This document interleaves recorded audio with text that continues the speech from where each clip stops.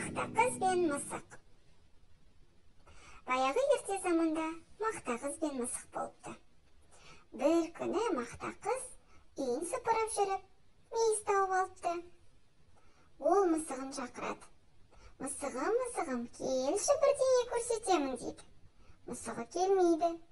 Мысығым, мысығым, келші бірдеңе беремін дейді. Мысығы келмейді.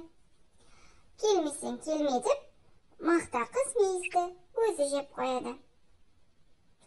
Бір уақытта мысығы келіп, «Мяу, мяу, мақта қыз, мені неге шақырдың?» дейді. «Шақырған кезде келмедің, енді айтпаймын», дейді мақта қыз. Мысық ашуланып қатықты төгіп тастайды. Оны көрген мақта қыз мысықтың құйрығын кесіп алады. «Мяу, мяу, мақта қыз, құйрығымды берші», дейді мысық.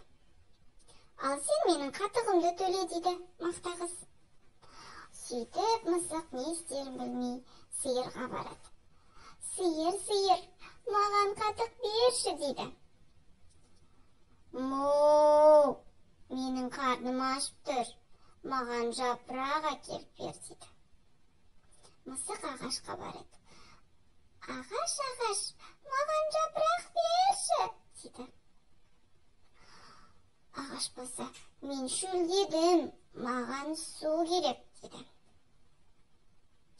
Мысық көшеде тұрса, су таситын қыздарды көреді.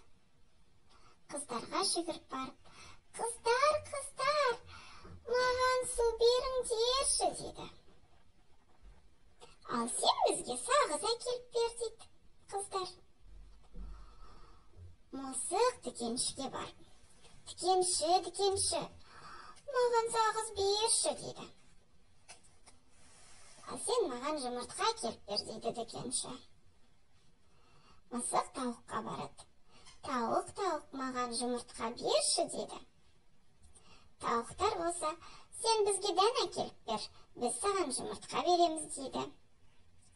Сөйтіп, не істерін білмей тұрған мысықтың алдынан тышқан өтіп бара жатады. Тышқанды көріп, мысық оған тап беріп, «Жаныңның барында айт, үйінде нең бар?» дейді. Қорыққан тышқан, «Үйімде бір табақтарым бар», дейді. «Маған бір уыс тары әкеліп бер», дейді мысық. Сөйтіп, тышқан мысыққа тары береді. Ол тарыны алып тауықтарға береді. Тауықтар оған жұмыртқа береді. Жұмыртқаны дүкеншіге береді. Дүкенші оған сағыз береді. Сағызды қыздарға береді. Қыздар оған су береді.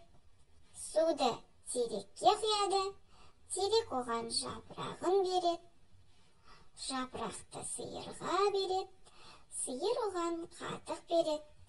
Қатықты мақта қызға келіп береді де, ал мақта қыз оның құйрығын қайтарып береді.